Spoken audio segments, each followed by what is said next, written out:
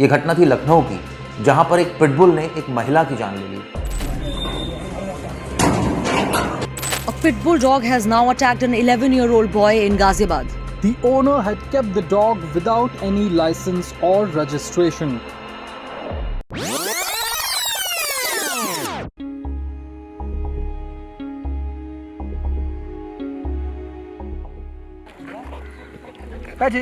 The biggest misconception that I want to, work on, biggest myths that I want to sort of bust about pit bulls, that they are inherently aggressive.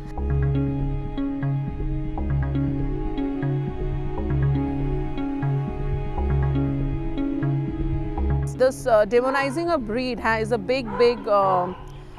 big curse on the adoption program.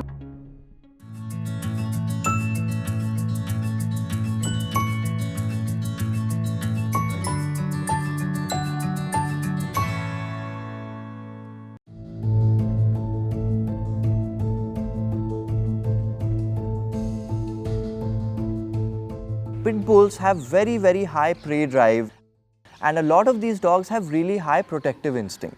So what happens is that if you get a breed like this, if you don't exercise them, if you don't channelize their prey drive, right, if you are not able to teach them their right methods before their defense drive starts to kick in around 8-9 months of age, then the dog has sort of slipped out of your control, and they are more likely to have a misdirected or redirected drive, right, which gets converted and gets misunderstood.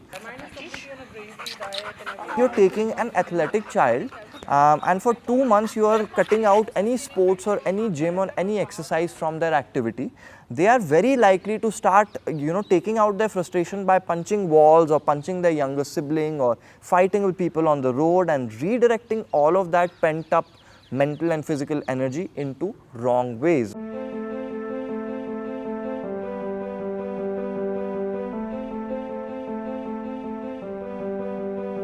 We don't have good laws for breeding, so anyone is breeding anything they want to. No one is stopping them. The public has no knowledge, no awareness, no interest, no sensitivity to even know about it, because not all of them are like that. A lot of them, majority in fact, are because of wrong handling or because their needs are not met.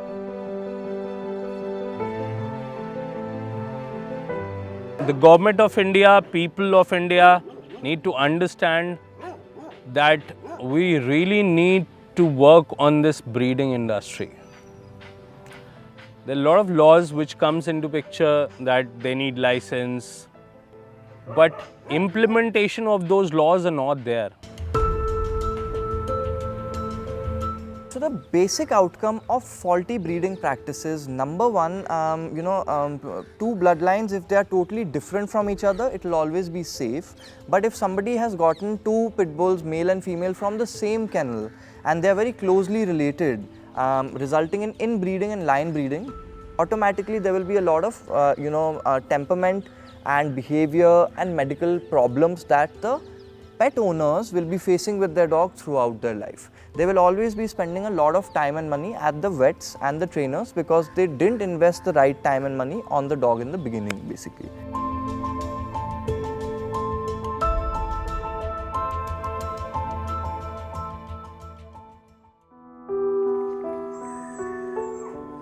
Every day since that day, I've seen one new case of abandoned pit bull across India.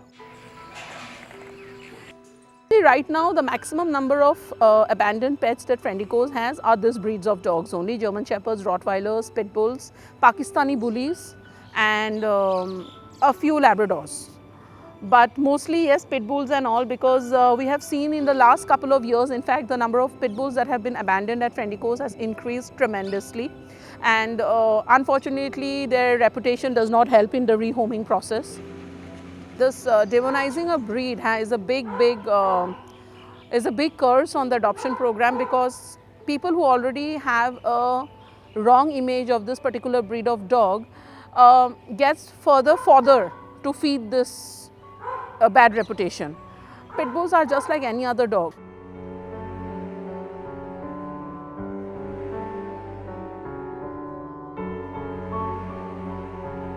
statistically, Labradors, Golden Retrievers, Chihuahuas, Shih Tzus, Lhasa Apsos bite a lot more than these breeds.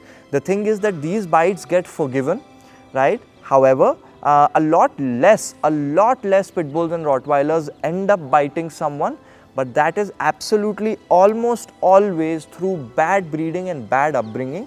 But once that Rottweiler or pit bull actually ends up having an incident, they always make it to the news. Reason being that their jaws are so strong that their damage that they end up doing becomes, you know, preposterous and very magnified, as opposed to, let's say, me being bit by a Labrador at home every single day. He will never get to make it, you know, in a headline basically.